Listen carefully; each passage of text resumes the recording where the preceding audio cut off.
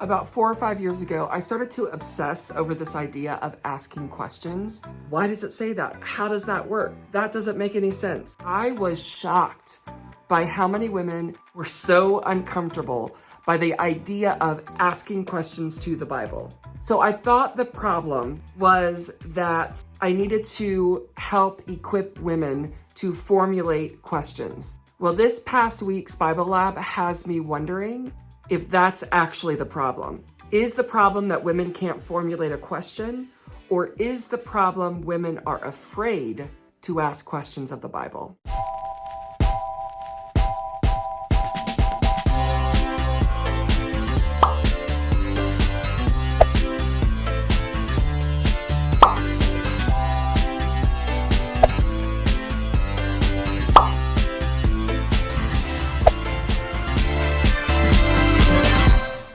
So I had prepped for Bible Lab last week, which Bible Lab is a group that Andy and I are testing here actually in my living room every Thursday night for the next 10 weeks. We hope, we pray that this process that's happening here right now will enter your living room, if you want it to, sometime next year, 2023.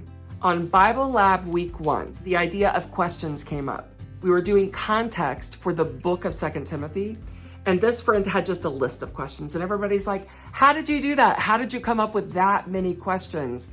And they started talking about, most of the group, how hard it was to formulate a question. And I'm like, aha, there it is, there it is. In Bible Lab, we want to be women who are able to formulate really good questions. So I know what I need to do. My responsibility is to help us formulate and learn how to pull up the questions that we already have, dust them off so that we can articulate them. So enter Bible Lab week 2. I'm like, yes, this is what we're doing. This is what we need to do. We're going to use a process that will help us pull out our questions and articulate them because we just don't know how to do it. So we're going around and we're discussing, and one of my friends was like, you know what? I really just don't like asking questions. And that seemed weird to me only because of what I know of her. I'm like, you don't like asking questions? So like in your normal day-to-day life, you don't like asking questions?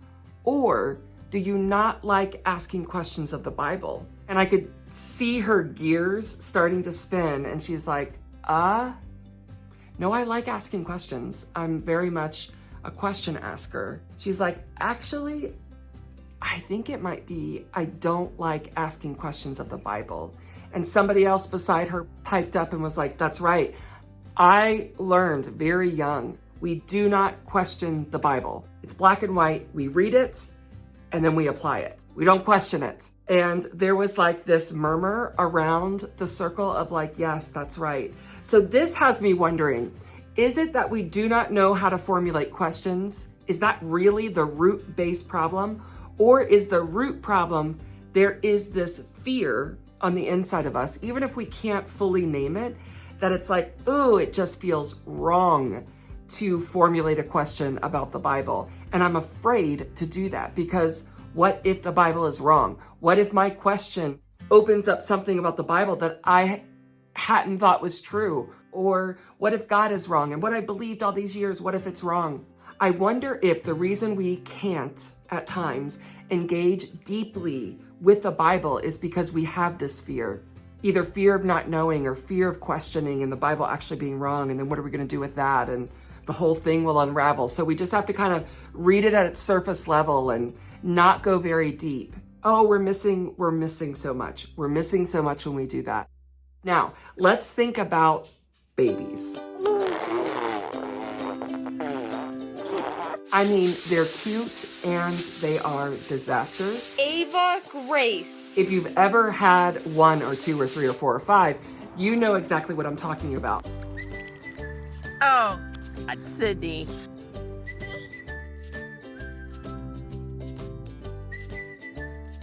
Excuse me. Once they start moving, it is terrifying because they get into all kinds of stuff. And their mouth, they put everything in their mouth. My girls could find every piece of trash. I would vacuum the floor and think everything's up, and here Adora has. She's got a bobby pin that she's found somewhere and she's shoved it in her mouth. and I'm trying to fish it out of her mouth. This is how I lived with both of my girls. They were very curious, very much loved to explore their environment. And do you know why that is? Babies, toddlers, children are learning machines. They are learning. And you know what they're doing as they're picking up a bug and putting it in their mouth? They're asking questions. What does this taste like? What does it feel like in my mouth? What's the texture? This is what else my kids love to do. Banging pots and pans, pulling them all out. They're feeling the vibration as the pan bangs. They're hearing it. And not only do they hear it, but they're looking at the reaction from their mom coming in from the other room. And they're learning the whole time. That whole experience is nothing but the toddler asking questions. Maybe not verbally, but through their actions, questions are being asked, because questions are how we learn. I will typically be chewing on one question or another at all times. Now, I think my disposition wants to linger in my learning. I've got friends who really savor their dessert and they eat it so slowly. This is what learning is for me, enjoying every morsel of the process. I will put it in my to-do list, my morning routine list specifically, and it sits near the top of my list, and it daily comes into my list to remind me the question I'm thinking on. And right now in this season, I'm wondering, what is the connection, or is there a connection between lament and waiting? Now, how this question in particular came about is because I've been learning how to lament. And I've been thinking a lot about the process for a human to lament to God the suffering and sorrow. As I've been doing that, I had a friend who has been recently diagnosed with stage 4 cancer. And it started several weeks ago when maybe they thought they found something, and talking to her about that, praying so much about that, and her talking about this terrible waiting, like waiting for the results, waiting for the biopsy, waiting for the scans, waiting for the doctor call. And I know this from my other friend, Sarah, that this idea of waiting is just, it's like purgatory. It's like you're stuck in between and you don't have an answer in either direction. And there's just this waiting and waiting and waiting. And as I listen to my friend, I'm like, that sounds a lot like lament to me. Her verbiage and how she's expressing this sounds like a type of lament, which made me think, well, is there a connection between waiting and lamenting? Meaning, in lamenting, is it rooted and grounded in a type of waiting that is terrifying and scary and hard and full of suffering? So I read over that question every morning before I head to the Psalms to do my lamenting. Doesn't that sound fun, lamenting every morning? Well, it's what I do. Because that question is just constantly put back up in front of me, I just mull it, I just chew on it. And I started to notice another pattern as I'm lamenting in the Psalms. And it's this. Oh, go and look it up. It's so interesting. How long, Lord, how long? And many of these laments in the Psalms is this idea of, Lord, how long? How long do I have to wait? How long are you going to let my enemies triumph over me? How long are you going to be silent? How long are you going to be distant? How long must I suffer in pain and agony? Oh, I think there is.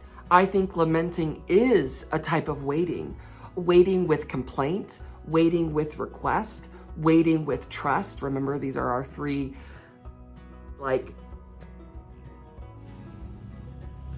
the three staples of lamenting. Complaining, requesting, and trusting. All of that directed toward God. And I'm like, I cannot think of a situation where there's lament happening, where there is not a waiting on God to do something, either get me out of this physical pain or emotional pain or mental pain. I need to be rescued by God.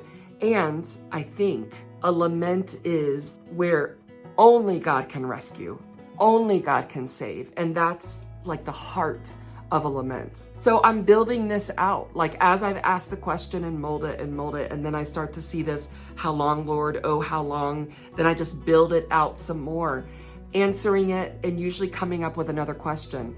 And the other question that is birthed off of this question is a very strange thing that I do not have my head wrapped around fully yet, but I'm delighting and thinking about it. And that is, does God lament? Now, hang on. Don't think I'm crazy. This is my real question. So as I looked up how long, search that in the YouVersion app really quickly and simply, just to get a big overview, notice something. Jesus says, how long do I have to be with you people? Basically. I'm like, oh, Jesus said how long? Like, that's interesting. And then in the Old Testament, seeing verses where God is like, how long are you people going to rebel? How long? How long are you going to be hard-hearted and stubborn? How long? As I'm asking, Lord, how long? We have a God who is asking, how long? How long? How long? And I'm not looking for a quick, simple answer. I'm looking for a complex answer that is really thought through. That's what I'm doing these days. So anyway, these are my questions. I love reading the comments. It helps me know you and understand you better so that we're having a two-way conversation and not simply a one-way conversation. What does asking questions look like for you? You like it? You don't like it? You want to? You don't want to? Or do you feel like you're not afraid to ask questions, but you really don't know how to articulate a question very well? Like, where do you find it? I think what I'm gonna do, based off what I've heard from you guys in the community tab, is I think I will do next week a behind the scenes on a conference that Andy and I are speaking at, just to show you what the prep looks like on my ends. And you guys know, I love being here with you, and I am committed to be here every single Sunday. You sit and chat, or read the Bible, or talk about life with you, and it's my joy and delight. I've talked way too long. I'm sweating.